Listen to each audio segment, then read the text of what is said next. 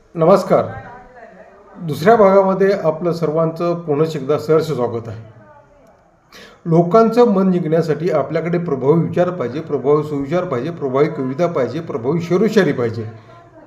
हे सर्व कोटेशन्स पाहिजे. म्हणजे आपल्याला आपल्याकडे विचारांचं बँक बॅलन्स करता आलं पाहिजे. ते बँक बॅलन्स कसं करायचं, कसं आठवायचं, कसे वार मार आणि प्रहार करायचे हे याच्यामध्ये शिकवतोय. बघा, हे दुसऱ्या भागामध्ये आपण आपल्या एक 50 प्रभावी विचारांचा अभ्यास करतोय.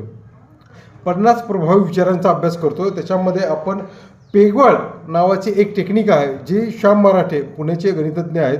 ते श्याम मराठे आपल्या विश्वामध्ये म्हणजे जगामध्ये 4 गणितज्ञ आहेत. त्या 4 गणितज्ञामध्ये सर्वश्रेष्ठ असे श्याम मराठे. त्या श्याम मराठेंनी मला 2005-06 मध्ये ही टेक्निक शिकवली होती.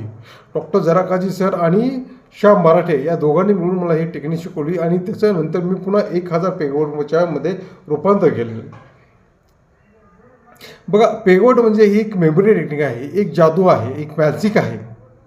म्हणजे आपलं एखादी गोष्ट आपल्याला आठवायची, स्टेजवरती गेल्यानंतर आपल्याला खूप काही बोलायचं असतं, पण आपण बोलू शकत नाही, कारण आपल्याला आठवत नाही, काय बोलावं ते सुचत नाही, समजत नाही. आणि मग स्टेजवरती गेल्यानंतर आपल्या मनामध्ये भीती येते आणि भीती बोलता बोलता आपण पुढे काय बोलायचं ते टोटल ब्लँक होतो. मग त्याच्यासाठी आपण एक मेमरी टेक्निक डेव्हलप केलेली आहे. त्याच्यामध्ये आपण आठवायचं कसं, प्रभावी विचार आठवायचे कसे, त्याचे वार मार आणि प्रहार कसे करायचे हे त्या ठिकाणी सांगितलेलं आहे.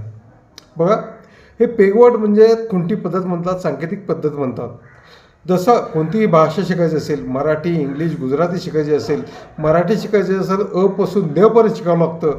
इंग्लिश शिकायची असेल तर ABCD ए पासून झेड पर्यंत शिकावं लागतं.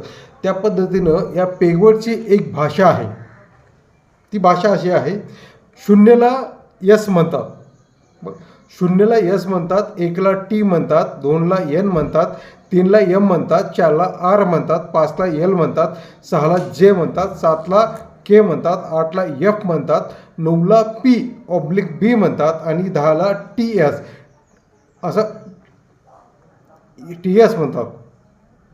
बघा, 0 ते 9 पर्यंत जर तुम्हाला पेगवड परफेक्टली झाले तर तुम्ही सहजपणे 100, 500, 1000 पेगवडचा अभ्यास करू शकतात.